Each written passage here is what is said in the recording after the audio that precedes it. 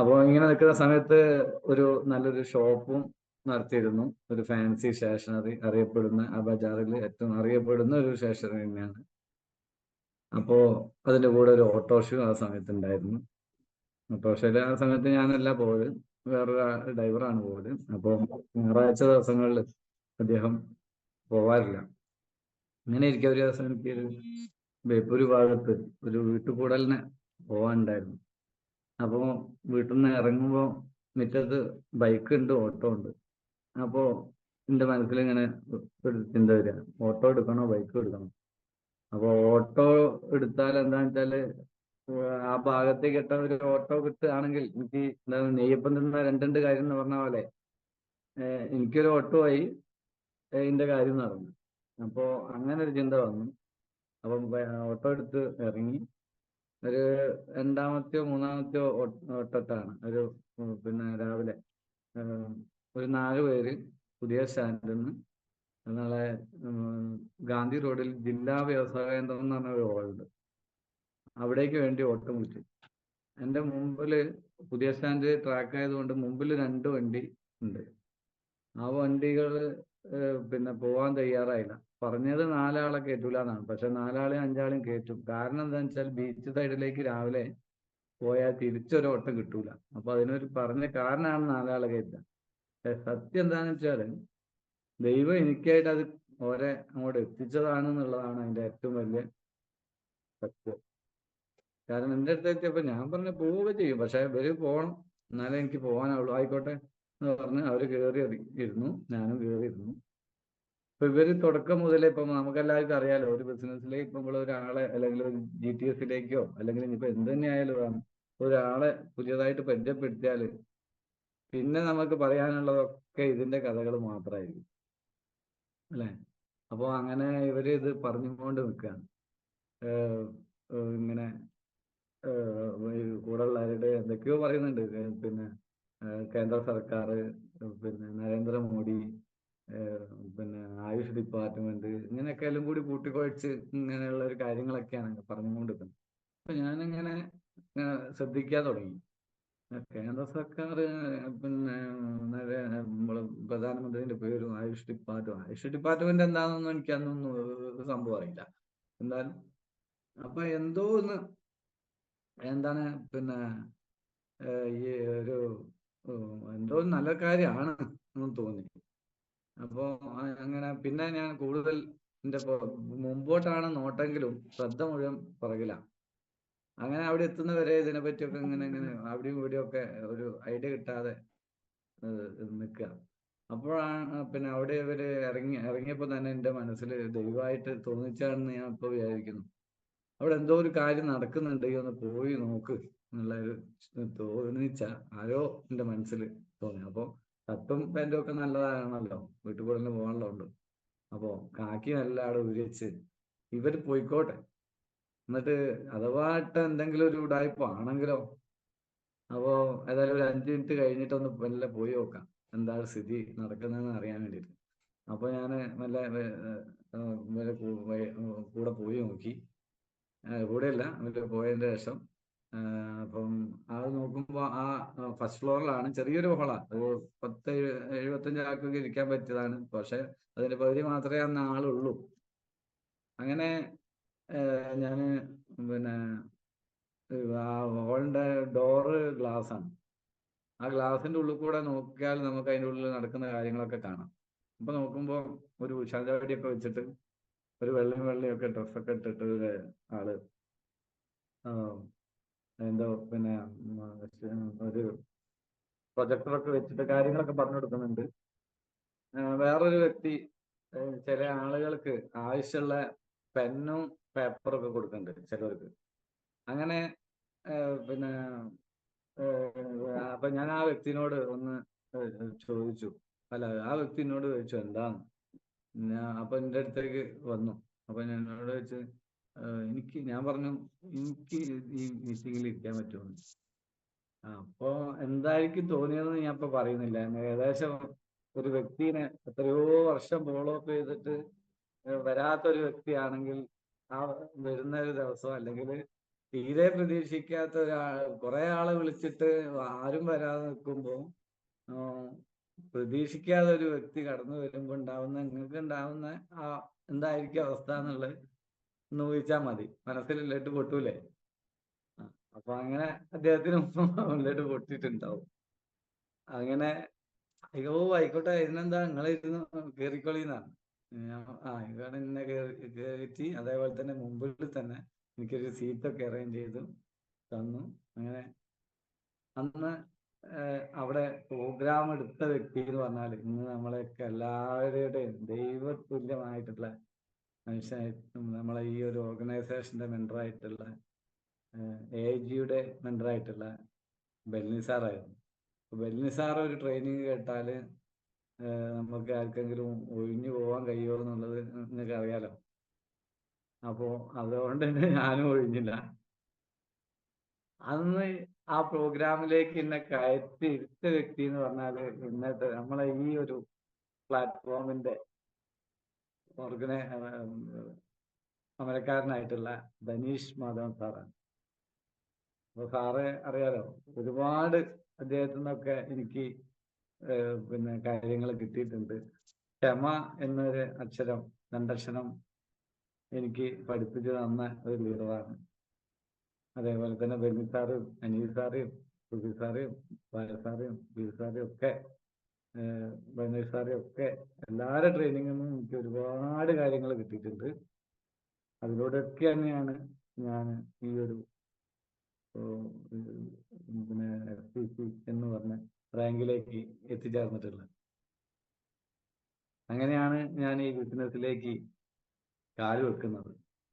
അന്ന് അത് കഴിഞ്ഞ പാടന്നെ എന്നെ പിന്നെ സുബീർ സാർ അടുത്തേക്ക് ആണ് ഏൽപ്പിച്ചത്. ധനീർ സാർ ഇങ്ങനെ ഒരാള് വന്നിട്ടുണ്ട്, നിങ്ങൾ നോക്കണം, അങ്ങനെ എങ്ങനെയൊക്കെ. അപ്പോൾ ഇത് കഴിഞ്ഞ് ഞാൻ എനിക്ക് എങ്ങനെങ്കിലും ഒന്ന്, കാരണം അന്ന് 2 മണിയേറ്റം കഴിഞ്ഞാണ്, അപ്പോഴത്തേക്ക് അവിടെ പരിപാടിയൊക്കെ കഴിഞ്ഞിട്ടുണ്ടാവും വീട്ടുകൂടലിനെ. അപ്പൊ എനിക്ക് എങ്ങനെയെങ്കിലും ഒന്ന് പോയാൽ മതിയെന്നായി. അപ്പൊ ഇവരാണെങ്കിൽ വിടുന്നില്ല. ഇവര് അന്നത്തെ PUC എന്ന് പറയുന്നത് ബെന്നി സാറെ കാറാണ്. ഒരു വെർണ കാറുണ്ടായിരുന്നു പഴയ, അതാണ് PUC ശരിക്കും പറയാൻ. ഈ പ്രോഗ്രാം കഴിഞ്ഞ പാടെ തന്നെ ബെന്നി സാറെ കാറിന് ചുറ്റും ഇഷ്ടംപോലെ ആളുകളുണ്ടാവും. അപ്പോ ഈ ആളുകൾ ഓരോരുത്തർ ഇങ്ങനെ പ്രൊഡക്റ്റുകൾ ആവശ്യപ്പെടുന്നുണ്ട്, സാർ അതിങ്ങനെ കൊടുക്കുന്നുണ്ട്, ഒരു ഡയറിയിൽ എഴുതി വെക്കുന്നുണ്ട്, ഇങ്ങനെയൊക്കെയാ. അപ്പൊ എന്നോട് നിങ്ങൾ എന്തെങ്കിലും ഒരു പ്രൊഡക്റ്റ് എടുത്തോളി, എന്തെങ്കിലും ഒരു പ്രൊഡക്റ്റ് എടുത്തോളി. ഞാനാണെച്ചാൽ ഒരു ഐഡിയ ഇല്ല, ഞാൻ കയ്യിൽ പൈസയും കരുതിയിട്ടില്ല ഇതിനപ്പുറം. അപ്പോ ഇനി എന്തെങ്കിലും ഒന്ന് ഒന്ന് ഒന്ന് പരീക്ഷിച്ച് നോക്കാം, ഇനി എന്തായാലും പോവാണെ പോട്ടെ എന്നുള്ള കണ്ടീഷനിൽ അത്ര നിർബന്ധത്തിന് വഴങ്ങിയിട്ടാണ് ഞാൻ ആദ്യമായിട്ട് മേടിച്ച ഒരു പ്രൊഡക്റ്റ് എന്ന് പറഞ്ഞാൽ ആന്റി ഡാൻഡ്രഫ് ഷാമ്പുവാണ്. താരന്റെ ഒരു പ്രശ്നം ഉണ്ടായിരുന്നു. അപ്പൊ പിന്നെ ഏതായാലും ഒരു ഉപകാരമുള്ള സാധനം മേടിച്ചിട്ടല്ലോ കാര്യമുള്ളൂ. അപ്പോ അതും എടുത്തു. അങ്ങനെയാണ് ഞാൻ ഇതിന്റെ ബിസിനസ്സിലേക്ക് എൻ്റർ ആവുന്നത് ശരിക്കും. പിന്നെ ഇവരൊക്കെ പറഞ്ഞതിന്റെ അടിസ്ഥാനത്തിൽ വീട്ടിൽ ആദ്യമായിട്ട് ഒരു ഹോം മീറ്റിംഗ് വെച്ചു. പിന്നീടാണ് കുറച്ചു കാലം കഴിഞ്ഞതിന് ശേഷമാണ് പറയുന്നത്, എൻ്റെ വീട്ടിലാണ് ധനീഷ് സാറും സുബീർ സാറും ആദ്യമായിട്ട് ഹോം മീറ്റിംഗ് ചെയ്യുന്നതെന്നാണ്.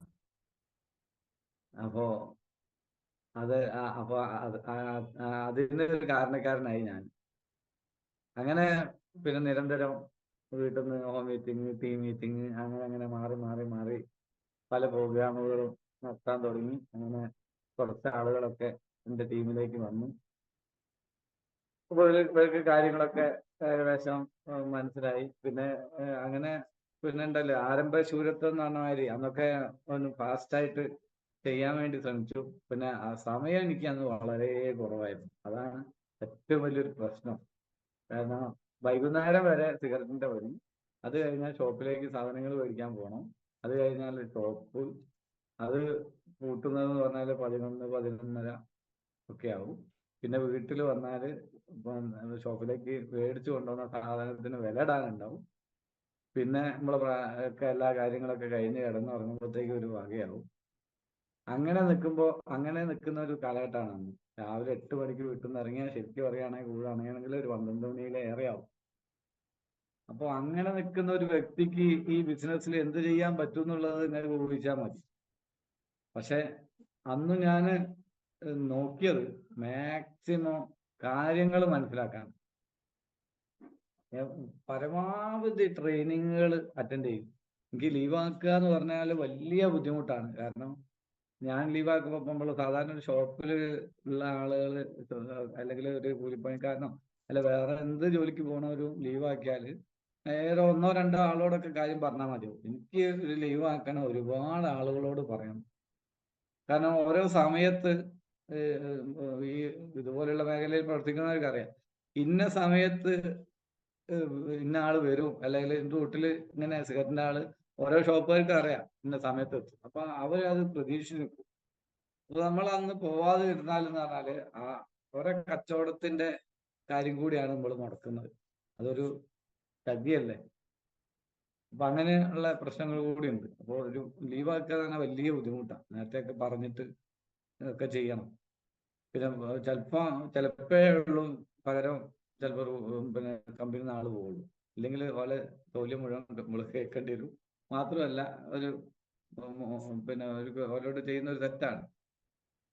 അപ്പോ അങ്ങനെ അതുകൊണ്ട് ലീവൊക്കെ എന്നാലും ഞാൻ എങ്ങനെയെങ്കിലുമൊക്കെ ഇപ്പൊ തലേന്നൊക്കെ പറഞ്ഞ് ഒപ്പിച്ച് ഒക്കെ ചിലപ്പോൾ ഇടയ്ക്കിടയ്ക്കൊക്കെ ലീവ് എടുക്കും. പ്രധാനപ്പെട്ട ട്രെയിനിങ് ഒക്കെ ഉണ്ടെങ്കിൽ. അന്നൊക്കെ എനിക്കാണ് വേറൊരു കാര്യം, ട്രെയിനിങ്ങുകളൊക്കെ കൂടുതൽ നടന്നിരുന്നത് കൊയിലാണ്ടിന്റെ അപ്പുറത്തേക്കാണ്. കൊയിലാണ്ടി, നടുവണ്ണൂര്, വടകര, കണ്ണൂര്, അങ്ങനെ. കാരണം എന്താ വെച്ചാല് അന്ന് സൈലേഷ് സാറ് ഒരു ഓർഗനൈസേഷനാണ് കൂടുതൽ. കാരണം ധനീഷ് സാറ് പിന്നെ ധനീഷ് സാറ് പിന്നെ കുറച്ച് കഴിഞ്ഞിട്ടാണ് വല്യം സാറ് ഈ ബിസിനസ്സിലേക്ക് കൊണ്ടുവന്നിട്ടുള്ളത്. അപ്പോൾ അതിന്റെ മുമ്പായിട്ട് തുടങ്ങിയ വ്യക്തിയാണ് സൈലേഷ് സാറ്. അപ്പോൾ സൈലേഷ് സാറ് ടീമാണ് അന്ന് കൂടുതൽ ഉണ്ടായിരുന്നത്. അങ്ങനെയാണല്ലോ, ഭൂരിപക്ഷ അഭിപ്രായമാണല്ലോ നോക്കുക. അപ്പോൾ ഭൂരിഭാഗം ആളുകൾക്ക് പങ്കെടുക്കാൻ പറ്റുന്ന സ്ഥലം എവിടെയാന്നുള്ളത് നോക്കുമ്പോൾ കൊയിലാണ്ടി തുടങ്ങിയിട്ട് അവിടുന്ന് അങ്ങോട്ടായിരുന്നു ഏറ്റവും കൂടുതൽ പ്രോഗ്രാം. അങ്ങനെ ഞാൻ ടി സി ആയിട്ട് പിന്നെ ആദ്യമായിട്ട് പിന്നെ ടി സി എൻ്റെ ലീഡേഴ്സ് മീറ്റ് ബെല്ലിൻ സാറാണ് അന്ന് വിളിക്കുന്നത്. കൊയിലാണ്ടി അല്ല വടകര ബസ് സ്റ്റാൻഡിന്റെ സമീപത്തുള്ള ഒരു ഹോളിലാണ് ആദ്യമായിട്ട് ഞാൻ പങ്കെടുക്കും. അപ്പോൾ അങ്ങനെ മാക്സിമം ട്രെയിനിങ്ങും മീറ്റിങ്ങുകളും ഞാൻ പങ്കെടുത്തുകൊണ്ടിരുന്നു. അതുമാണ് എനിക്ക് ഈ ബിസിനസ്സിൽ എന്നെ പിടിച്ചു നിർത്താനുണ്ടായ കാരണം എന്നുള്ള ഏറ്റവും എനിക്ക് പറയാനുള്ളത്. എല്ലാവരോടും എനിക്ക് പറയാനുള്ളതും കാര്യമായിട്ട് അത് തന്നെയാണ്.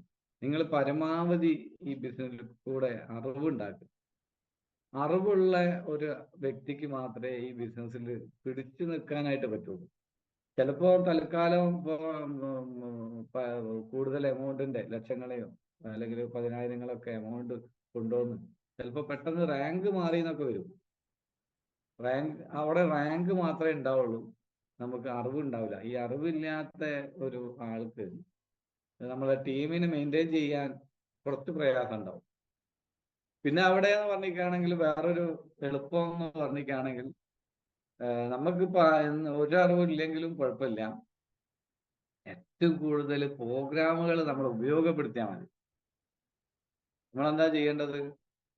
നമ്മൾ ആ നിരന്തരം വരുന്ന GTS ആയാലും ട്രെയിനിങ്ങുകളായാലും ആ ട്രെയിനിങ് അനൗൺസ് ചെയ്ത ദിവസം മുതൽ നമ്മൾ എന്താ ചെയ്യേണ്ടത് വെച്ചാൽ ആ ട്രെയിനിങ്ങുകളിലേക്ക് എൻ്റെ ടീമിൽ നിന്ന് എത്ര ആളുണ്ടാവും എന്നുള്ളതാണ് നോക്കേണ്ടത്.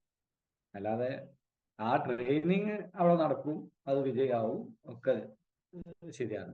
പക്ഷെ അതിൽ നമുക്കൊരു കാര്യമില്ല. നമ്മൾ ഓരോരുത്തരും വിചാരിക്കുന്നത് ആ ട്രെയിനിങ്ങിൽ എൻ്റെ ടീമിൽ നിന്ന് എത്ര ആള് പങ്കെടുക്കാൻ കഴിയും അല്ല സാധിപ്പിക്കും. അവിടെയാണ് നമ്മളെ വിജയം കിടക്കുന്നത്. നമ്മളെ ടീം എന്ന് പറയുന്ന നമ്മൾ ഓരോരുത്തരും നമ്മളെ ടീം എന്ന് പറയുന്നത് എന്താ? നമ്മളെ ഓർഗനൈസേഷൻ 1ഉം 2 ആണ്.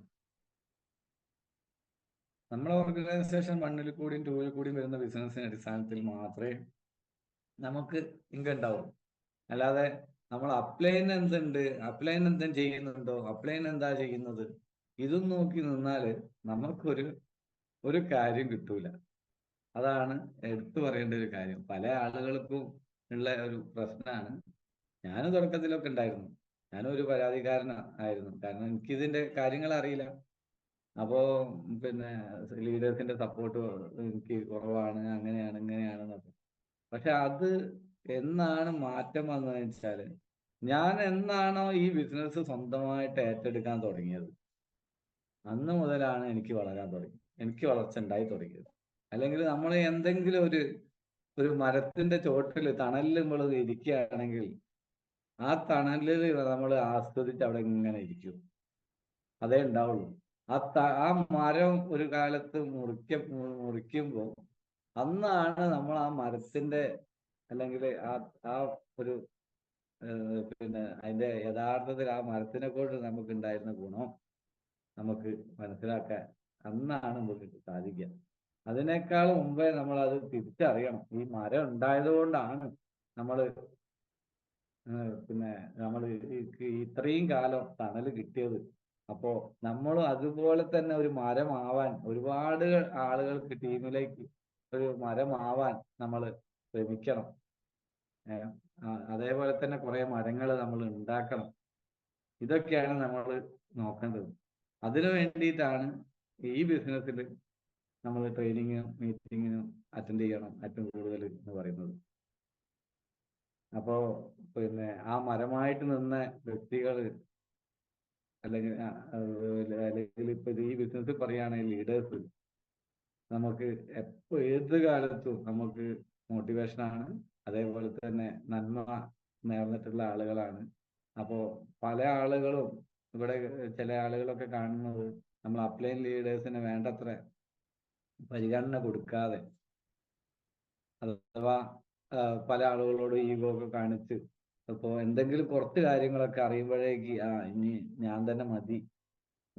സംഗതി ഒറ്റയ്ക്ക് പ്രവർത്തിക്കണം, എല്ലാം എന്നല്ല ഞാൻ പറയുന്നത്. പക്ഷെ ഇന്നും നമ്മൾക്ക് ആ തണലായിട്ട് നിന്ന ആ ഒരു വ്യക്തികളെ നമ്മൾ സ്മരിക്കണം എന്നുള്ളതാണ് എനിക്ക് പറയാനുള്ളത്. എന്നും നമ്മൾ അപ്ലൈൻ ലീഡേഴ്സിനോട് നമ്മളൊരു കരുണ ഉണ്ടായിരിക്കണം, ഒരു എന്താ പറയാ, ഒരു സ്നേഹം ഉണ്ടായിരിക്കണം, നന്ദി ഉണ്ടായിരിക്കണം നമുക്ക്. കാരണം ഈ കാര്യത്തിൽ എനിക്ക് എടുത്തു പറയാനുള്ള ഒരു കാര്യം എന്ന് പറഞ്ഞാൽ, ഇപ്പൊ നമുക്കൊക്കെ അറിയാം, ഒരു ഒരു അച്ഛനും അമ്മയ്ക്കും മക്കളോടുള്ള ആ ഒരു സ്നേഹം, കരുതല് പോലെ നമ്മളെ അയൽവാസിക്ക് ഉണ്ടാവില്ല എന്നുള്ളൊരു കാര്യം നമ്മൾ എല്ലാവരും ഓർക്കേണ്ടതാണ്. എങ്ങനെ വന്നാലും നമ്മൾ കണ്ണിയറ്റാൻ വരട്ട് എന്നൊക്കെ പറയുന്ന പോലെ, പഴഞ്ചൊല്ലിൽ പറയുന്ന പോലെ, നമ്മളെ ഒറ്റ കൈക്ക് നമ്മളെ ആ ഒരു നമ്മളോട് ആ ഉള്ളിൻ്റെ ഉള്ളിലുള്ള ആത്മാർത്ഥ സ്നേഹം നമുക്ക് ഉണ്ടാവുക നമ്മളെ അച്ഛനും അമ്മയ്ക്ക്, അതേപോലെ കല്യാണം കഴിച്ചവരാണെങ്കിൽ ഭാര്യയ്ക്ക്, അല്ലെ ഭർത്താവിന്, മക്കൾക്ക്, ഇങ്ങനെയൊക്കെ തന്നെ ഉണ്ടാവുള്ളൂ. അപ്പൊ അതുകൊണ്ട് നമ്മൾക്ക് ജന്മം തന്ന മാതാപിതാക്കളോട്, അതേപോലെ തന്നെ ഈ ബിസിനസ്സിൽ നമുക്ക് ജന്മം തന്ന നമ്മൾ അപ്ലൈൻ ലീഡേഴ്സിനോട് എങ്ങനെ നമ്മളൊരു നന്ദിയുള്ളവരായിരിക്കണം.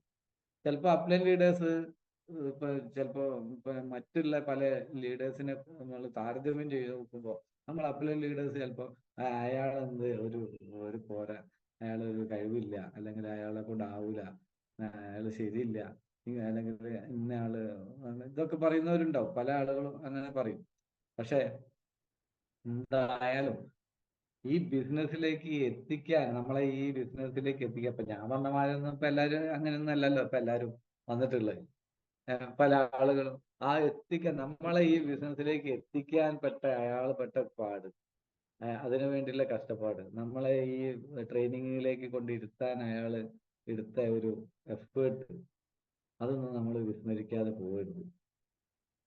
നമ്മള് പല ചിലപ്പോ അവിടെ ചിലപ്പോ തെറ്റിദ്ധാരണകളും പല പ്രശ്നങ്ങളും ഉണ്ടാവും. അപ്പോ അതൊന്നും നമ്മൾ നമ്മൾ കണക്കിലാക്കരുത്. എനിക്ക് അതാണ് ഏറ്റവും എടുത്തു പറയാനുള്ളത്. അപ്പോൾ ചിലപ്പോൾ നമ്മൾ വിചാരിക്കും നമ്മളെ ലീഡറെക്കാളും എത്രയോ നല്ലതാണ് നമ്മൾ അപ്പുറത്തുള്ള ആ ലീഡർ നമുക്ക് ഉണ്ടായിരുന്നെങ്കിൽ എന്നൊക്കെ തോന്നും. പക്ഷെ അവിടെ ഒന്നും നമ്മളെ ആ ഒരു അപ്ലൈൻ ലീഡറെ നമ്മൾ മറക്കരുത്, അതേപോലെ വെറുക്കരുത്. അതാണ് എനിക്ക് പറയാനുള്ളത്. അപ്പോൾ നമ്മൾ ചിലപ്പോൾ തോന്നും, ഇപ്പോൾ എൻ്റെയൊക്കെ തുടക്കത്തിൽ ഒറ്റ നമ്മൾ എനിക്ക് ഇതിനെപ്പറ്റി ഒരു കാര്യവും അറിയാത്ത, അല്ലെങ്കിൽ ബിസിനസ് ഒന്നും ഒറ്റയ്ക്ക് പറയാൻ പറ്റാത്ത ഒരു സമയത്ത് പെട്ടെന്ന് ധനീഷ് സാറെ ഞാൻ വിളിച്ചത്. അന്ന് ധനീഷ് സാറാണ് ഞങ്ങൾക്ക് ആടാനും പാടാനും കൊട്ടാനും എല്ലാത്തിനും ധനീഷ് സാറാണ്. കാരണം സുബീഷ് സാറ് അന്ന് ബാങ്കിലാണ്. അപ്പോൾ രാവിലെ തൊട്ട് വൈകുന്നേരം വരെ ബാങ്കിലാണ്. അന്നപ്പോൾ നമ്മൾ പകൽ സമയങ്ങളിൽ വർക്കിനെ വിളിച്ചാൽ സാർക്ക് എന്തായാലും എത്തിപ്പെടാൻ പറ്റൂലല്ലോ. അപ്പോൾ അതുകൊണ്ട് തന്നെ ധനീഷ് സാറെയാണ് ആശ്രയിക്കുക. അപ്പോൾ ധനീഷ് സാറ് എന്ന് പറഞ്ഞിട്ടാണെങ്കിൽ ഇപ്പം വിളിക്കുമ്പോൾ കൊയിലാണ്ടിയിലാണെങ്കിൽ പിന്നെ കുറച്ച് സമയത്ത് കഴിഞ്ഞിട്ടാണെങ്കിൽ കോഴിക്കോടായിരിക്കും, ചിലപ്പോൾ പിന്നെ അത് താമരശ്ശേരി ആയിരിക്കും, അല്ലെങ്കിൽ പിന്നെ മുക്കത്തായിരിക്കും. അങ്ങനെ പാടി പറന്ന് അന്നൊരു എനിക്കൊന്ന് ഒരു ഹോണ്ടേന്റെ ബൈക്കിലാണ് ഇങ്ങനെ ഓടുക. മരണോട്ടാ, കാറുണ്ടായിരുന്നു തോന്നുന്നു. അപ്പോ ഇങ്ങനെ രാവിലെ 10 മണി എന്ന് പറഞ്ഞാല് സാറ് എത്തിച്ചേരും തീർച്ചയായിട്ടും ഒരു 12 മണിക്ക്. പറഞ്ഞിട്ട് കാര്യമില്ല, ഒരു കുറ്റം പറയാൻ എന്തായാലും കഴിയില്ല. കാരണം ഒരാൾ തന്നെ ഈ ഓടിയെത്തണ്ടേ. നമുക്കറിയാം അപ്പൊ എന്തായാലും നമ്മളൊരു സ്ഥലത്ത് ഒരു കാര്യം പറയാൻ പോയാല് നമ്മള് പ്രതീക്ഷിച്ച പോലെ ആയിരിക്കില്ല, ചിലപ്പോ 2 കാര്യം അധികം പറയേണ്ടി വരും. കൂടുതൽ നെഗറ്റീവ് അടിക്കുന്ന ആളുകളായിരിക്കും. അന്ന് പ്രത്യേകിച്ച് ഇതിനെ പറ്റിയൊന്നും കാര്യമായിട്ടൊന്നും അറിയില്ല അങ്ങനത്തെ ഒരു കാലഘട്ടത്തിൽ. അങ്ങനെ ഇന്ന് പിന്നെ അതിന്റെ പ്രശ്നമില്ല. ഇന്നിപ്പോ എവിടെ നോക്കിയാലും ആയുഷ് അംഗീകാരമുള്ള പ്രൊഡക്റ്റിനെ പറ്റിയിട്ട് അറിയാം, എലമെന്റ്സ് എന്താണെന്ന് അറിയാം, വൈദ്യശാല എന്താണെന്ന് അറിയാം. ഇത് എലമെന്റ്സിന്റെ പ്രൊഡക്റ്റ് അല്ല, അത് ഞാൻ ഉപയോഗിക്കുന്നുണ്ട്. ഇന്നിപ്പോ നിങ്ങളിപ്പോ ഞാൻ പറയുന്നിടത്ത് കേൾക്കുന്ന ഏറ്റവും കൂടുതൽ കാര്യം എന്ന് പറഞ്ഞിരിക്കുകയാണെങ്കിൽ ഇതാണ്. ഇതറിയാം. പക്ഷെ ബിസിനസ് ആയിട്ട് ഞാൻ അങ്ങോട്ട് ചെയ്യുന്നില്ല. ഇതാണ് അങ്ങനെ പറയാം. പക്ഷെ അന്നത്തെ സ്ഥിതി അതല്ല. അന്ന് എന്താ പറയാ, എ ടു സെറ്റ് കാര്യങ്ങളും നമ്മൾ പറഞ്ഞു കൊടുക്കേണ്ട ഒരു അവസ്ഥയിലാണ്. അപ്പൊ വിചാരിച്ച പോലെ എത്തൂല.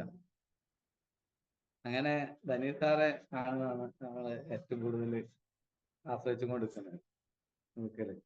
അപ്പോ ആ ഒരു സമയത്ത് കൂടിയാണ് ഞാനൊക്കെ കടന്നു പോയത്. പിന്നെ എന്ന് ഞാൻ ഏറ്റെടുക്കാൻ തുടങ്ങിയോ അന്നാണ് ടീം ഉണ്ടായത്. കാരണം ധനീഷ് സാറ് പറഞ്ഞ മാതിരി ഇപ്പൊ ചില കാര്യങ്ങൾ നമ്മള് ഓരോ ആളുകളും സമയത്ത് ചിലപ്പോ ഒരു ആള് വെയിറ്റ് ചെയ്യുന്നുണ്ടാവും, അയാൾക്ക് അത്രയും സമയം ഉണ്ടാവുള്ളൂ. അപ്പൊ പിന്നെ ആ സമയം കഴിഞ്ഞ് എത്തിപ്പെടുമ്പോ ചിലപ്പോ എല്ലാരും കിട്ടിക്കോളുന്നില്ല. എന്നാലും കുറെ ആളുകളൊക്കെ ഉണ്ടാവും. പക്ഷെ എന്നാലും ചിലപ്പോ ആ നഷ്ടപ്പെട്ടു പോണ വ്യക്തി ഒരു പ്രധാന വ്യക്തിയായിരിക്കും ചിലപ്പോ. അപ്പൊ അതുകൊണ്ടാണ് ഞാൻ പ്രത്യേകം എടുത്തു പറയുന്നത്, നമ്മൾ ഓരോരുത്തരും കാര്യം നമ്മളെ ഇതിന്റെ എല്ലാ കാര്യങ്ങളും നമുക്ക് പറഞ്ഞു കൊടുക്കാനുള്ള പ്രാപ്തിയിലേക്ക് എത്തണം. അവിടെയാണ് നമ്മളെ വിജയം കിടക്കുന്നത്. പിന്നെ നമ്മളെ ടീമിന്റെ ലീഡർ എപ്പോഴും നമ്മളായിരിക്കണം. അല്ലെങ്കിൽ നമ്മളെ ടീം അംഗങ്ങൾ, ഇപ്പോ നിങ്ങളെ ലീഡർ ആരാണെന്ന് ചോദിച്ചാൽ പറയുന്ന പേര് നിങ്ങൾ ഓരോരുത്തരുതായിരിക്കാം. അതാണ് ഏറ്റവും പ്രധാനം. ഇത് ആരുടെ ടീമാണെന്ന് വെച്ചാൽ ഇത് ഇന്ന ആള് ടീമാണ് എന്നാണ്. അപ്പൊ അങ്ങനെ ആ ഒരു രീതിയിലേക്ക് നമ്മൾ വളരണം. എന്നാൽ മാത്രമേ നമുക്ക് അവിടെ ഒരു കാര്യമായിട്ട് വിജയം ഉണ്ടാക്കാൻ കഴിയുള്ളൂ. കാരണം അന്ന് അറിവുള്ള ഒരു ലീഡർക്ക് മാത്രമേ അതുപോലെ നിൽക്കാനാവുള്ളൂ. അങ്ങനെ ഒരു കാര്യം. അപ്പോ അതേപോലെ തന്നെ നമ്മൾ ഈ ബിസിനസ്സിൽ പാലിക്കേണ്ട കുറച്ച് കാര്യങ്ങളും കൂടി ഞാൻ എടുത്തു പറയാം. നമ്മൾ ഈ ബിസിനസ് പൊതുജന മധ്യത്തിൽ നമ്മൾ പറയരുത്. എന്താ അപ്പൊ പൊതുജനന്റെ മധ്യത്തിൽ എന്ന് പറഞ്ഞിരിക്കുകയാണെങ്കിൽ ജനങ്ങളോട് തന്നെയാണ് പറയേണ്ടതെങ്കിൽ കൂടി നമ്മൾ ആള് കൂടി നിൽക്കുന്ന സമയത്ത്, ഉദാഹരണം പറയുകയാണെങ്കിൽ ഒരു കല്യാണപ്പുരയിലോ അല്ലെങ്കിൽ വീട്ടുകൂടലിനോ അല്ലെങ്കിൽ ബസ് സ്റ്റോപ്പിന്നോ മരിച്ച വീട്ടിന്നോ അങ്ങനെയൊക്കെയുള്ള ആള് കൂടി നിൽക്കുന്ന സമയത്ത് നമ്മൾ നല്ലൊരു ബിസിനസ് കിട്ടിയിട്ടുണ്ട്, ഇങ്ങനെയാണ് 2,50,000 ആഴ്ച കിട്ടും എന്നൊക്കെ പറഞ്ഞിട്ട് അവിടെ തുടങ്ങി കഴിഞ്ഞാൽ അതിൽ ചിലപ്പോ ഒരു 5-6 ആള് ഉണ്ടെന്ന് വിചാരിക്കാം. അത് ചിലപ്പോ ഒരു 2 ആള് ചിലപ്പോ നമ്മൾ ഈ ബിസിനസ് സ്റ്റാർട്ട് ചെയ്യാൻ സാധ്യതയുള്ള ആളായിരിക്കും.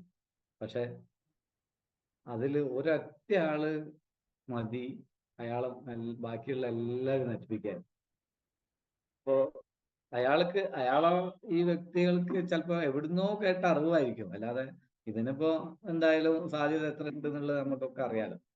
പക്ഷെ ഈ വ്യക്തിന്റെ പിന്നെ മനസ്സിലുണ്ടായിരുന്ന നെഗറ്റീവ് മാത്രമായിരിക്കും.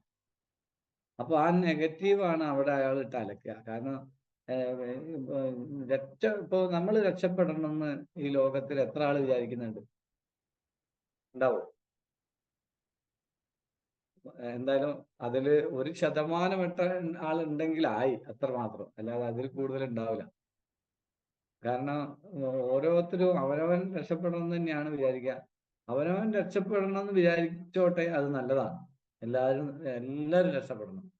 പക്ഷെ പല ആളുകളും കാണുന്ന പ്രവണത, ഞാൻ രക്ഷപ്പെട്ടിട്ടില്ലെങ്കിലും വേണ്ടില്ല മറ്റവൻ രക്ഷപ്പെടരുത്, അല്ലെ മറ്റവള് രക്ഷപ്പെടരുത്, കാരണം എന്നെക്കാൾ മുകളിലായി പോകുമല്ലോ. ഒരു ഒരു ചിന്താഗതി ഉണ്ടാവാൻ പാടില്ല. ഈ ബിസിനസിന്റെ പ്ലാന് വ്യക്തമായിട്ട് മനസ്സിലാക്കിയ എല്ലാവർക്കും അറിയാം, അങ്ങനെ ഒരു ചിന്താഗതി നമ്മളെ അപ്ലൈൻ ലീഡേഴ്സിന് ഉണ്ടാവില്ല. കാരണം എന്താ, നമ്മളെ ഓർഗനൈസേഷൻ മണ്ണിലും ചൂലും വരുന്ന ബിസിനസ്സിനനുസരിച്ച് മാത്രമേ ഉള്ളൂ അപ്ലൈൻ ലീഡേഴ്സിന് ഇൻകം ഉണ്ടാവുള്ളൂ, വളർച്ച ഉണ്ടാവുള്ളൂ. അതുകൊണ്ട് അതാണ് ഞാൻ നേരത്തെ പറഞ്ഞ കാര്യം. അപ്ലൈൻ ലീഡേഴ്സിന് നമുക്ക് എതിരെ പ്രവർത്തിക്കുക, അല്ലെങ്കിൽ നമ്മൾ എന്തെങ്കിലും അപ്ലൈൻ ലീഡേഴ്സ് പിന്നെ നമ്മളെ വേണ്ടത്ര നമ്മളോട് സഹകരിക്കൂല, അല്ലെങ്കിൽ വെറുക്കും എന്നൊക്കെ വിചാരിക്കുന്ന ആളുകളോട് എനിക്ക് പറയാനുള്ളത് അതേ ഉള്ളൂ. പ്ലാൻ നിങ്ങൾ ശരിക്കും പഠിച്ചിട്ടുണ്ടാവില്ല, അല്ലെങ്കിൽ പഠിച്ചിട്ടില്ല എന്നുള്ള പറയാം. ഈ പ്ലാൻ പഠിച്ച ഒരാൾക്കും അത് പറയാൻ കഴിയില്ല, ഉറപ്പാണ് എനിക്ക് പറയാനുള്ളത്. അപ്പോ അപ്പോ ആ അപ്പൊ ഈ ഒരു കാര്യങ്ങൾ പുറത്തുനിന്ന് നമ്മൾ പറയാതിരിക്കുക. അപ്പൊ പറ്റാണെങ്കിൽ അയാളെ ഒന്ന് മാറ്റി നിർത്തി പറയാൻ നോക്കുക, അയാളെ വീട്ടിൽ പോയി പറയുക. അപ്പൊ ഏറ്റവും കൂടുതൽ ഈ ബിസിനസ്സിലേക്ക് ഒരു വ്യക്തിനെ കൊണ്ടുവരാൻ ഏറ്റവും നല്ല മാർഗം എന്ന് പറഞ്ഞാൽ GTS ആണ്. അതിൽ വേറെ ഒരു മാർഗം ഇല്ല. നിങ്ങൾ ഇനിയിപ്പോ ഏറ്റവും വലിയൊരു ലീഡറെ കൊണ്ടുവന്നിട്ട് പ്ലാൻ പറഞ്ഞു കൊടുത്താലും അതിനേക്കാളൊക്കെ എത്രയോ GTSലേക്ക് അയാളെ കൂട്ടിക്കൊണ്ടുവന്നു. കാരണം അയാൾക്ക് അവിടെ സ്ട്രൈക്ക് ചെയ്യുക എന്താണെന്ന് നമുക്ക് പറയാൻ പറ്റൂല. കാരണം അവിടെ ചിലപ്പോൾ വരുന്ന ഏതോ ഒരു സാധാരണ ഒരു ചെറിയൊരു പിന്നെ റാങ്കിൽ നിൽക്കുന്ന ഒരു ലീഡർ എക്സ്പീരിയൻസ് ആവാൻ ചിലപ്പോൾ അയാളെ സ്ട്രൈക്ക് ചെയ്യുന്നത്.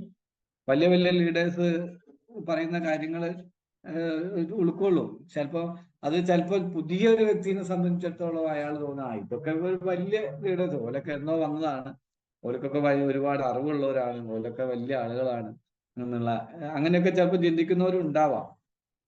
എല്ലാവരും അങ്ങനെയാണെന്നല്ല ഞാൻ പറയുന്നത്. പക്ഷേ ചിലപ്പോ അവിടെ വരുന്ന സാധാരണ വ്യക്തി പറയുന്ന എക്സ്പീരിയൻസ് ചിലപ്പോ സമാന സാഹചര്യങ്ങളിൽ കൂടെ പോണ വ്യക്തിയായിരിക്കും ഈ കേൾക്കുന്ന വ്യക്തി. ഇപ്പൊ അയാൾക്ക് അല്ലെ അവൾക്ക് അല്ലെങ്കിൽ അവനെ ഇത് ചെയ്യാൻ പറ്റുന്നെങ്കിൽ എനിക്കിപ്പോ എന്താ ചെയ്യാൻ പറ്റാത്ത ഒരു ചിന്ത ഉണ്ടാക്കാൻ ഒരു എക്സ്പീരിയൻസ് ചിലപ്പോ അയാൾക്ക് വലിയ ഉപകാരമാവും. അപ്പോൾ അത് നിങ്ങൾ പരമാവധി നോക്കുക. പിന്നെ GTS കേൾപ്പിച്ച ഒരു വ്യക്തിനെ സംബന്ധിച്ചിടത്തോളം 24 മണിക്കൂറിൻ്റെ ഉള്ളിൽ അയാളെ ഫോളോ അപ്പ് ചെയ്യണം എന്നുള്ള കാര്യം നിർബന്ധമാണ്. അത് 24ാമത്തെ മണിക്കൂറിലേക്കല്ല നിൽക്കേണ്ടത്, അത് തൊട്ടടുത്ത മണിക്കൂർ 1-2 മണിക്കൂർ ആണെന്ന് വെച്ചാൽ അത്രയും നല്ലത്. പറ്റുമെങ്കിൽ ഏറ്റവും നല്ലത് GTS കേട്ട പാടന്നെ അന്ന് രാത്രി തന്നെ, അല്ലെങ്കിൽ അയാളെ വീട്ടിൽ പോകാൻ പറ്റുന്നവരെ വീട്ടിലാണെങ്കിൽ, ലേഡീസിന്റെ ഒക്കെ ആണെന്ന് ശ്രദ്ധിച്ച് വേണം കൈകാര്യം ചെയ്യാൻ. ഹസ്ബൻഡിനോടൊക്കെ പെർമിഷൻ മേടിച്ചിട്ടോ അല്ലെങ്കിൽ വീട്ടുകാരെ പെർമിഷൻ ഉണ്ടെങ്കിലൊക്കെ പോയാൽ മതി. പരമാവധി നമ്മൾ അന്ന് തന്നെ പോയിട്ട്, കാരണം ഈ ഇതൊന്ന് കേട്ട് പോയി കഴിയുമ്പോൾ എന്തുതന്നെയായാലും ഇപ്പൊ നമ്മൾ അവിടുന്ന് ഇത് കേട്ട പാടന്നെ നമ്മൾ ഏറ്റവും പ്രധാനം നമ്മളൊന്ന് പട്ടത്തിലിരുന്ന കാര്യങ്ങളൊക്കെ എന്തെങ്കിലും സംശയം ഉണ്ടോ എന്ന് വെച്ചിട്ട് ഉണ്ടെങ്കിൽ അതൊന്ന് വിശദീകരിച്ച് കൊടുക്കണം. പക്ഷേ പിന്നെ കേട്ടുപോയ അന്ന് ആ സമയം ഒരുപാട് സംശയങ്ങൾ ഇവർക്കുണ്ടാവും. അപ്പൊ അത് ഒന്ന് തീർത്തു കൊടുക്കുക, ആശങ്കകൾ അകറ്റി കൊടുക്കുക. ആ സമയത്ത് പറയുന്ന പോലുള്ള ഒരു ചാർജ് പിന്നെ പിറ്റേന്ന് രാവിലെ ഉണ്ടാവില്ല. അതാണ്. അപ്പോ അത് ആ കാര്യങ്ങൾ പ്രത്യേകം ശ്രദ്ധിക്കുക, ഫോളോ അപ്പ്. പിന്നെ ഈ ഒരു GTS കേട്ട ഒരു വ്യക്തിനെ എത്രയും അടുത്ത ദിവസം തന്നെ എന്തെങ്കിലും ഒരു ട്രെയിനിങ്ങിലോ മീറ്റിങ്ങിലോ നമ്മളെ കൂടെ ഇരുത്തിയിട്ട് കേൾപ്പിക്കാം. കാരണം എവിടെയെങ്കിലും ഒരു മീറ്റിംഗ് ഉണ്ട്, ട്രെയിനിങ് ഉണ്ട് തന്നെ ആഴ്ച പോയിക്കോ, പിന്നെ ഇങ്ങനെ ഒരു സംഭവം ഉണ്ട് അവിടെ കേട്ട് നോക്ക് എന്ന് പറയുകയാണെങ്കിൽ ഈ ആള് പോവും. ഒരിക്കലും ഉണ്ടാവില്ല. ചിലപ്പോ അയാളെ വീട്ടിൽ പോയിട്ട് ഇരുന്ന് കുളിപ്പിച്ച് പുറപ്പെടുത്ത് ഒക്കെ നമ്മൾ എത്തിക്കേണ്ടി വരും. കുറച്ച് പണിയുണ്ട് തുടക്കത്തില്, നല്ല എഫേർട്ട് ഉണ്ട്. ഇപ്പൊ ക്ഷമേന്റെ നെല്ലിപ്പടി കാണും ചിലപ്പോ ചില സമയത്ത്. ഞാനത് തുടക്കത്തില് ഞാൻ പറഞ്ഞതാണ്. കാരണം ക്ഷമ എന്ന് പറഞ്ഞൊരു സാധനം എനിക്ക് തീരെ ഇല്ലാത്ത ഒരാളായിരുന്നു. അതൊന്ന് ഇന്ന് പരുവത്തിലേക്ക് എത്തിച്ചത് എന്റെ ലീഡേഴ്സാണ്. അപ്പോ അപ്പൊ ക്ഷമിച്ച് നമ്മള് നിൽക്കേണ്ടി വരും. ചിലപ്പോ നമ്മള് വേറെ കാര്യത്തിലൊക്കെയാണ് ചിലപ്പോ നമ്മള് എന്തെങ്കിലുമൊക്കെ പറഞ്ഞു ഒരു രക്ഷയില്ല, ചിരിച്ച് നിൽക്കന്നെ, വേറെ ഒരു രക്ഷയില്ല. അപ്പൊ ഇവരെ അവിടെ പ്രോഗ്രാമിൽ എത്തിക്കുക, കാര്യങ്ങൾ പഠിപ്പിക്കുക. അങ്ങനെ ലിസ്റ്റ് ഇടുക എന്നാണെങ്കിൽ ലൈൻ കട്ട്, എന്റെ ഒരു അഭിപ്രായം പറയുകയാണെങ്കിൽ അത് ഞാൻ കുറെ കാലം ട്രഡീഷണൽ ബിസിനസ് ഉള്ളതായിരിക്കും, അവിടുന്ന് കിട്ടിയ ഒരു ട്രെയിനിങ്ങിന്റെ ഭാഗമാണത്. നമ്മള് ഒരു പ്രൊഡക്റ്റ് തന്നെ കണ്ടമാനം പിടിപ്പിക്കുന്നതിനേക്കാളൊക്കെ നല്ലത് നിങ്ങൾ ഒരുപാട് പ്രൊഡക്റ്റുകൾ പിടിപ്പിക്കുന്നതാണ്. അതായത് ഇപ്പൊ ചില ആളുകളൊക്കെ കാണാൻ എന്തെങ്കിലും ഒരു സാധനം കൂടുതൽ എടുപ്പിക്കുക, എമൗണ്ട് ആക്കിയാൽ മതി എന്നുള്ള ഒരു കണ്ടീഷനിലേക്ക്, അത് എന്റെ അഭിപ്രായത്തിൽ ശരിയല്ല എന്നുള്ളതാണ്.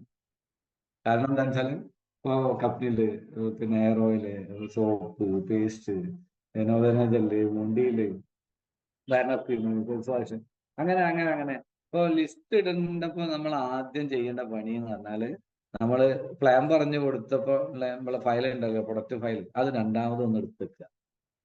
എന്നിട്ട് നമ്മൾ അതിൽ ഓരോ ചിത്രം കാണിച്ചിട്ട് പിന്നെ അതിനെ വിശദീകരിക്കണ്ടല്ലോ. ഇതാ കഫ്നില്, ഇതാ ഞാൻ പറഞ്ഞല്ലോ കവക്കെട്ട്, ഇത് എത്ര വേണം, അപ്പൊ അത് ഒരു 6 അല്ലെങ്കിൽ 10, അങ്ങനെ അങ്ങനെ.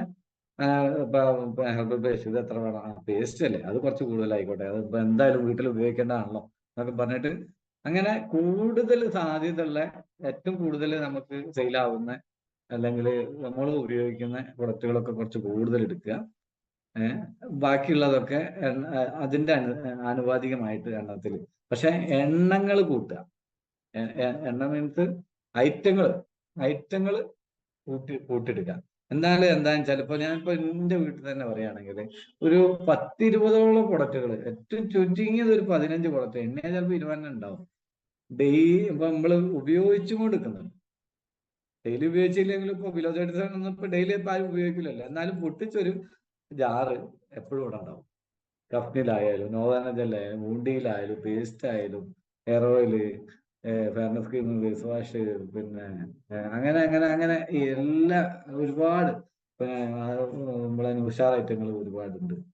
അങ്ങനെ അങ്ങനെയുള്ള ഇത്. അപ്പൊ അങ്ങനെ ഈ ഐറ്റങ്ങളൊക്കെ ഒന്ന് ഉപയോഗിച്ച് നോക്കുക. നമ്മളെ കമ്പനി നമ്മളോട് എന്താ പറയുന്നത്, നിങ്ങൾ ഉപയോഗിച്ചു നോക്കി എന്നിട്ട് നന്നെന്ന് തോന്നിയാൽ മാത്രം നിങ്ങൾ അടുത്ത ആളോട് റെക്കമെൻഡ് ചെയ്യുന്നതാണ്. അപ്പൊ നമ്മൾ ഉപയോഗിക്കാത്ത ഒരു പ്രൊഡക്റ്റിനെ പറ്റി എങ്ങനെയാ റെക്കമെൻഡ് ചെയ്യാൻ പറ്റുക? നമ്മൾ ആദ്യം ചെയ്യേണ്ടത് ഈ പ്രൊഡക്റ്റുകൾ ഉപയോഗിച്ച് നോക്കുക എന്നുള്ളത്. ഇന്ന് പല ആളുകളും നമ്മൾ ഉപയോഗിക്കാതെയാണ് പറയുന്നത്. ഇതിങ്ങനെയാ, അപ്പൊ അവർക്ക് എങ്ങനെയാ പറയാൻ പറ്റുക? കവചപ്രാശം ഇത് നല്ല ഇത് പിന്നെ പ്രതിരോധ ശക്തി ഉള്ളതാണെന്നാ പറയുന്നതെന്നാ പറയാ, അല്ലേ? അങ്ങനെ പറഞ്ഞാൽ എങ്ങനെ ഉണ്ടാവും? ഇത് നല്ലതാണ് എന്ന് ആണ് കമ്പനി പറയുന്നത് എന്ന് പറഞ്ഞാൽ ശരിയാവും?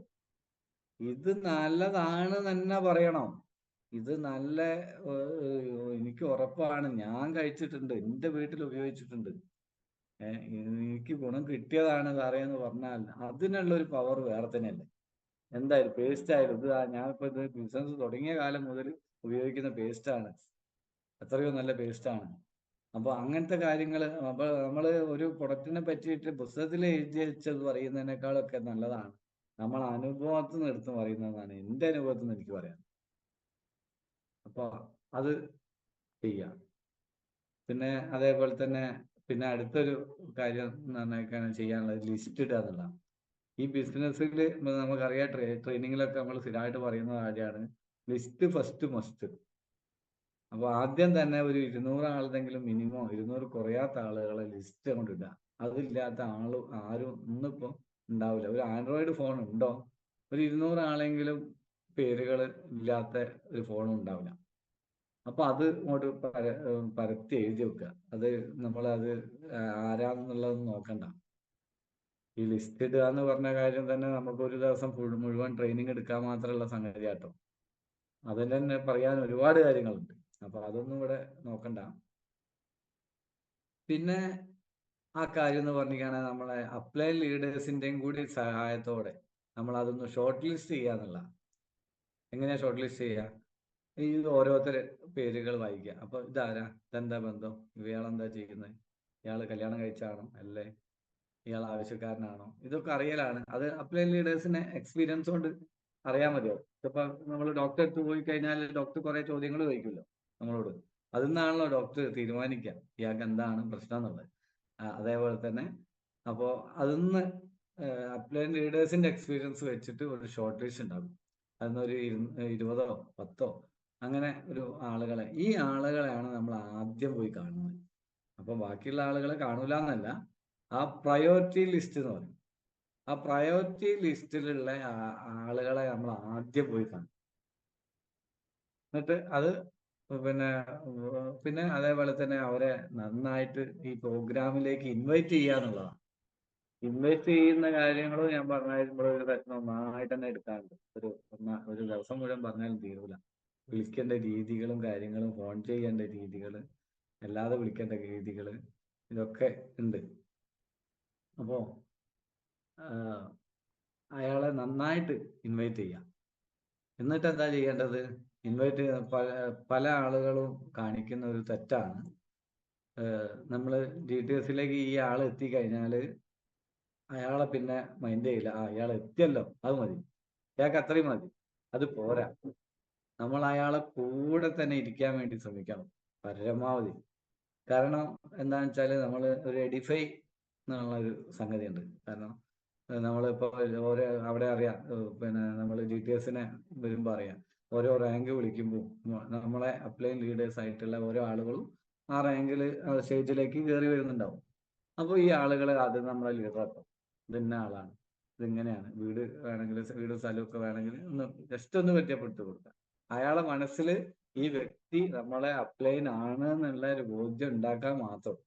ബാക്കിയുള്ള കാര്യങ്ങളൊക്കെ പിന്നീട് നമുക്ക് പറയാം. അല്ലെങ്കിൽ ജസ്റ്റ് വേണമെങ്കിൽ ഒരു കാര്യം ഇപ്പോൾ ഓരോ കാര്യം, ഇപ്പൊ ധനീൽ സാറെ പറ്റി പറയുകയാണെങ്കിൽ സ്കോഡ അച്ചീവറാണ് കേട്ടോ, കൂടാതെ ഒരു EVയും കൂടി എടുത്തിട്ടുണ്ട്, ഇന്ന സ്ഥലത്താണ്, ഇങ്ങനെ സീലിംഗ് അച്ചീവറാണ്, ഇങ്ങനത്തെ കാര്യങ്ങളൊക്കെ ഒന്ന് പറയാം. അതേപോലെ സുബീർ സാറെ പറ്റി പറയുകയാണെങ്കിൽ ഒരു ബെൻസ് അച്ചീവറാണ്, സീലിംഗ് അച്ചീവറാണ്, അങ്ങനെ ഓരോ കാര്യം, അതേപോലെ അങ്ങനെ ഓരോ കാര്യങ്ങൾ, അതേപോലെ അങ്ങനെയൊക്കെ കാര്യങ്ങളൊന്ന് പറഞ്ഞു കൊടുത്താൽ ഈ വ്യക്തിയുടെ മനസ്സിൽ ഇത് നമ്മളെ ലീഡറാണ് എന്നുള്ള ഒരു ബോധ്യം അവിടെ ഉണ്ടാവും. പിന്നീട് നമുക്ക് ട്രെയിനിങ്ങും മീറ്റിങ്ങും ഒക്കെ തരുമ്പോഴോ അല്ലെങ്കിൽ എവിടുന്നെങ്കിലും കാണുമ്പോൾ ഒക്കെ അത് നമ്മളാണ്, നമ്മളെ ലീഡറാണ്, നമുക്ക് സപ്പോർട്ട് ചെയ്യുന്ന ലീഡറാണ്, ആ ഒരു ബോധ്യം ഉണ്ടാവും. അപ്പോൾ അതൊക്കെ ഒന്ന് വെരിഫൈ ചെയ്തിട്ട് പറഞ്ഞു കൊടുക്കുക. പിന്നെ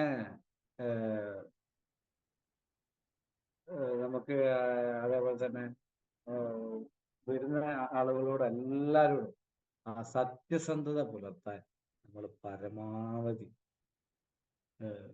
പിന്നെ ശ്രമിക്കണം. ഇടപാടുകളിൽ അതേപോലെ തന്നെ നമ്മൾ വാക്കിലായാലും പ്രവൃത്തിയിലായാലും ഒക്കെ സത്യസന്ധത പുലർത്താൻ വേണ്ടി നമ്മൾ ശ്രമിക്കണം. അതാണ് എനിക്ക് പറയാനുള്ളത്, ഏറ്റവും എടുത്തു പറയേണ്ട ഒരു കാര്യം. കാരണം ചിലപ്പോൾ നമ്മളെ തെറ്റിദ്ധരിക്കുന്നുണ്ടാവും, പല ആളുകളും തെറ്റിദ്ധരിച്ചിട്ടുണ്ടാവും. അതൊന്നും നമ്മൾ നോക്കണ്ട. നമ്മൾ പോണ വഴിക്ക് നേർവഴിക്ക് തന്നെ പോവാം. കാരണം ഞാൻ എപ്പോഴും പറയുന്ന കാര്യമാണ്, എൻ്റെ മക്കളോടായാലും ഭാര്യയോടായാലും ഒക്കെ പറയുന്നതാണ്. കാരണം നമ്മൾ ഒരു കളവ് നമ്മൾ പറഞ്ഞിരിക്കുകയാണെങ്കിൽ അതിനെ മറച്ചു വെക്കാൻ നമ്മൾ 100 കളവുകൾ നമ്മൾ ആവർത്തിച്ച് പറയുമ്പോൾ ഓരോ ആളുകളോട് ഓരോ പോലെ പറയുമ്പോൾ എനിക്ക് തന്നെ അനുഭവങ്ങളുള്ളതാണ്. പല ആളുകളും ഇപ്പൊ നമ്മള് പറഞ്ഞിട്ട് ആ കാര്യങ്ങൾ അവരോട് ചോദിക്കുമ്പോൾ അവർ ആ സമയത്ത് ജയിക്കാൻ വേണ്ടിയിട്ട് വേറൊരു കളവാ പറയാ. അപ്പൊ അതിന്റെ ഒരു ആവശ്യമില്ല. നമ്മള് ഇപ്പോ സത്യത്തിന് എന്നും 16 സത്യം. നമ്മൾ ഒരു പ്രാവശ്യം നമ്മൾ ആ സത്യം പറയുമ്പോൾ ചിലപ്പോ ആ ആൾക്ക് ചിലപ്പോ കേൾക്കുന്ന ആൾക്ക് അല്ലെങ്കിൽ നമ്മളെ ലീഡർ തന്നെ, ഈ ബിസിനസ്സിലാണെങ്കിൽ ലീഡർക്ക് ചിലപ്പോ ഒരു ഒരു ഇഷ്ടക്കേട് ഉണ്ടാവാം ചിലപ്പോ ആ സമയത്ത്, അല്ലെങ്കിൽ വെറുപ്പുണ്ടാവാം, ഞാൻ പറഞ്ഞത് അയാൾ ചെയ്തില്ലല്ലോ, അല്ലെങ്കിൽ അയാൾ പറഞ്ഞ പോലെ അല്ലല്ലോ, ഇങ്ങനെയാണല്ലോ ചെയ്തത്, ഒക്കെ ഉണ്ടാവാം ചിലപ്പോ ആ സമയത്ത്. അതൊന്നും നിങ്ങൾ നോക്കണ്ട. അത് കൂടുതൽ ഉണ്ടാവാനേ കാരണം ഉണ്ടാവുള്ളൂ. ആരോടായാലും, നമ്മൾ അസോസിയേറ്റിനോടായാലും, നമ്മൾ അസോസിയേറ്റ് ആയാലും ചിലപ്പോൾ ആ സമയത്ത് നമ്മളെ ചിലപ്പോൾ ഇഷ്ടപ്പെട്ടില്ലാന്ന് പോകും. പക്ഷെ അത് ഇഷ്ടം കൂടാനേ നിങ്ങൾക്ക് സഹായിക്കുള്ളൂ. പിന്നീട് അയാൾ ആലോചിക്കുമ്പോൾ, ഇപ്പോൾ നെല്ലിക്കന്റെ കാര്യം അറിയാലോ, ആദ്യം കഴിക്കും പിന്നെ മതിർക്കും. അതേപോലെ തന്നെ ആ എന്തെന്നായാലും വേണ്ടിയില്ല, അത് സത്യം പറഞ്ഞല്ലോ, അത് സത്യമാണല്ലോ പറഞ്ഞത്, ഉള്ളതാണല്ലോ പറഞ്ഞത്. ചിലപ്പോൾ ആ സമയത്ത് ചിലപ്പോൾ അത് തെറ്റായിട്ട് തോന്നാം. പക്ഷെ പിന്നീട് സംഗതി മനസ്സിലാവുമ്പോൾ നമ്മളെ അംഗീകരിക്കും, അല്ലെങ്കിൽ നമ്മളെ ഇഷ്ടപ്പെടും. അതാണ്. അപ്പോൾ പല കാര്യങ്ങളും ഇപ്പൊ ചിലപ്പോൾ നമ്മൾ അസോസിയേറ്റ് തന്നെ ചിലപ്പോൾ നമ്മളോടൊക്കെ ചെയ്യുന്നുണ്ടാവും. അതേപോലെ പിന്നെ ചില കാര്യങ്ങൾ വരാന്ന് പറഞ്ഞിട്ട് ഇപ്പോൾ എന്റെ ടീമിൽ തന്നെ ഉണ്ട്. അപ്പൊ ചിലപ്പോ മീറ്റിങ്ങിന് 1 മണിക്കൂർ മുമ്പേ ചിലപ്പോൾ വിളിച്ചിട്ട് പറയും, അത് ഞാൻ റെഡിയാണ്, എന്തായാലും നിന്റെ കൂടെ എന്തായാലും 2 ആളും കൂടി ഉണ്ടാവും കേട്ടോ എന്നൊക്കെ പറയും. അപ്പോ എന്നിട്ടോ പിന്നെ തൊട്ട സെക്കൻഡിൽ വിളിച്ചു നോക്കിയാൽ പിന്നെ ഫോൺ സ്വിച്ച് ഓഫ് ആയിരിക്കും. അത് എന്തായിരിക്കും കാരണം? ഇവളോട് ഇതുണ്ടായിട്ടല്ല, ഇവളെ പറ്റിക്കണം വിചാരിച്ചിട്ടല്ല. സംഗതി എന്താന്ന് വെച്ചാല് ഈ വിളിച്ച ആള് ചിലപ്പോ വന്നിട്ടുണ്ടാവില്ല. പിന്നെ അയാളെ മനസ്സിൽ, അല്ലെങ്കിൽ പിന്നെ ഈ വ്യക്തിന്റെ മനസ്സിൽ എന്തായിരിക്കും? അയ്യോ, ഇനിയിപ്പോ ഞാനിത് പറഞ്ഞു പോയല്ലോ, ഇനിയിപ്പോ എന്താ ചെയ്യാ, മോശമായി പോയില്ലേ ഞാൻ. അപ്പൊ അന്നപ്പോ എന്താ ചെയ്യാ? ആത്മഹത്യ ചെയ്യാം. ആത്മഹത്യ എന്താ പറഞ്ഞാൽ എന്താ? ഞാനും പോവാതൊക്കെ BTS-ന്. എങ്ങനെയുണ്ട്? ആർക്ക് നഷ്ടം? ഈ ഒരു പുതിയ വ്യക്തി വിളിച്ചിട്ട് വരാതെ നിന്നാല്, ഇപ്പൊ ഈ പറയുന്ന വ്യക്തിയും കൂടി പോവാതെ നിന്നാൽ ആർക്കാ നഷ്ടം? ഒരു GTS നഷ്ടാക്കുക എന്ന് പറഞ്ഞിട്ടാണെങ്കിൽ നമ്മുടെ ജീവിതത്തിൽ ഒരുപാട് ഇതാണ്. ഇപ്പൊ ഞാൻ എപ്പോഴും പറയും, ഒരു പവർ സ്റ്റേഷനാണ് നമ്മൾ GTS എന്ന് പറഞ്ഞാൽ. അവിടെ ഒരു പവർ തന്നെയാണ് ശരിക്കും. നമുക്ക് എല്ലാവർക്കും ഉള്ള അനുഭവമല്ലേ? ഒരു GTS-ന് കയറി ഇറങ്ങുമ്പോൾ നമുക്ക് എന്താണ് ഇതുണ്ടാവില്ല. നമുക്ക് ഒരു എന്താ പറയാ, അപ്പൊ മുമ്പിൽ ഒരാളെ കിട്ടിയ അപ്പൊ അങ്ങോട്ട് വെട്ടിക്കാളാന്ന് തോന്നും അല്ലേ? അപ്പൊ പിന്നെ ഒന്നും നോട്ടണ്ടാവില്ല. അമ്മാതിരി ഉടഞ്ഞ് ശരിക്കും ഒരു വാള് നമ്മള് ഇതിലൊക്കെ ഉറച്ചിൽ കളിക്കാന്നൊക്കെ പറയല്ലോ. അപ്പൊ ഉറഞ്ഞു തുള്ളാന്നൊക്കെ പറയാം. അതേപോലെ തന്നെ ഒരു വാള് കൈ കൊടുക്കേണ്ട പണിയുണ്ടാവുള്ളൂ. അപ്പൊ അത്ര പവറേക്ക് നമുക്ക് ഒരു GTS കയറി ഇറങ്ങുമ്പോൾ ഈ ഒരു എനർജിയാണ് നമ്മൾ കൊണ്ടിട്ടാളുന്നത് വേറെ ഏതോ ഒരു വ്യക്തിക്ക്. അയാള് ജീവിതം അയാൾക്ക് വെറുതെ പാഴായി ആ സമയം, അല്ലെങ്കിൽ അയാൾക്ക് ഈ ഓപ്പർച്യൂണിറ്റി കേൾക്കാൻ കഴിയാതെ ആയിപ്പോയി എന്ന് വിചാരിക്കാന്നല്ലാതെ, അയാളെ പിന്നെ കാരണത്താല് നമ്മളെ ജീവിതം എന്തിനാ നഷ്ടപ്പെട്ടു. അതേപോലെ തന്നെ പറയാം, ഇപ്പൊ നമ്മള് പല ആളുകളും അതേപോലെ തന്നെ ഫോൺ എടുക്കാതെ വെക്കുക. ഇപ്പൊ അപ്ലൈൻ ലീഡർ വിളിച്ചാല്, അല്ലെ അസോസിയേറ്റ് വിളിച്ചാല് ഫോൺ എടുക്കാതെ വെക്കുക. അതൊക്കെ മോശമാണെന്നാണ് ഞാൻ പറയുന്നത്. മോശ പ്രവൃത്തിയാണ് ശരിക്കും പറയാം. അത് ഒരു ഫോൺ മാനേജ്മെന്റ് എന്നുള്ളൊരു കാര്യം, അത് ഇപ്പൊ പെട്ടെന്ന് നമുക്ക് ഫോൺ എടുക്കാതെ വെക്കാൻ കഴിയുണ്ടാവില്ല. അത് സംഗതി ശരിയാണ്. നമ്മൾ വർക്കൊക്കെ കൊടുക്കുമ്പോൾ അതിന്റെ ഇടയിൽ കയറി ഫോൺ എടുക്കുമ്പോൾ അതിന്റെ ഫ്ലോ പോയി പോകും. അപ്പൊ ഞാൻ ചെയ്യുന്ന പണിയെന്ന് വെച്ചാൽ അപ്പൊ കട്ട് ചെയ്യും. അപ്പൊ ഇപ്പൊ ഞാൻ ടീമിനോടൊക്കെ പറഞ്ഞത് എന്താ, കട്ട് ചെയ്താൽ നിങ്ങൾ മനസ്സിലാക്കുക, ഞാൻ കണ്ടിങ്ങനെ, ഞാൻ അറിയാം, തിരിച്ചു വിളിക്കും തൊട്ട അടുത്ത ഒരു നിമിഷം, അല്ലെങ്കിൽ അന്ന് എന്തായാലും രാത്രിക്കുള്ളിൽ എങ്കിൽ ഏറ്റവും ചുരുങ്ങിയ തിരിച്ചു വിളിച്ചിരിക്കും ഉറപ്പാണ്. ഇനി അഥവാ കുറച്ച് കഴിഞ്ഞിട്ട് ഇനി അഥവാ നിങ്ങൾ ഇപ്പൊ അർജന്റ് ആണ് കാര്യം, ഇന്ന് അഥവാ വിളി തിരിച്ചു വന്നിട്ടില്ല, ഒന്നുകൂടി വിളിച്ചോളി, കുഴപ്പമില്ല. അപ്പോ ചിലപ്പോ ഈ ഒരു കൊടുത്ത പ്രോഗ്രാമിലൊക്കെ നമ്മള് ഓർമ്മിച്ച് ചിലപ്പോ ഓർമ്മ ചിലപ്പോ വിട്ടുപോകും തിരിച്ചു വിളിക്കാൻ. അപ്പൊ ഒന്നുകൂടി വിളിക്കാം, അയ്യോ സോറി കേട്ടോ, അത് വിളിക്കാൻ വിട്ടുപോയതാണ്, അത് പറഞ്ഞിട്ട് വിളിക്കാം. അപ്പൊ പരമാവധി നമ്മള് ആ ഫോൺ മര്യാദ പാലിക്കുക. അങ്ങോട്ടായാലും ഇങ്ങോട്ടായാലും നമ്മൾ വിളിക്കുമ്പോഴത്തേക്ക് എടുക്കാൻ നോക്കുക, അല്ലെങ്കിൽ നമ്മൾ എന്തായാലും കൃത്യസമയത്ത് തിരിച്ച് വിളിക്കാൻ നോക്കുക. അപ്പൊ ഈ ബിസിനസ്സിലെ ഏറ്റവും പ്രധാനപ്പെട്ട ഒരു കാര്യമാണ് കമ്മ്യൂണിക്കേഷൻ.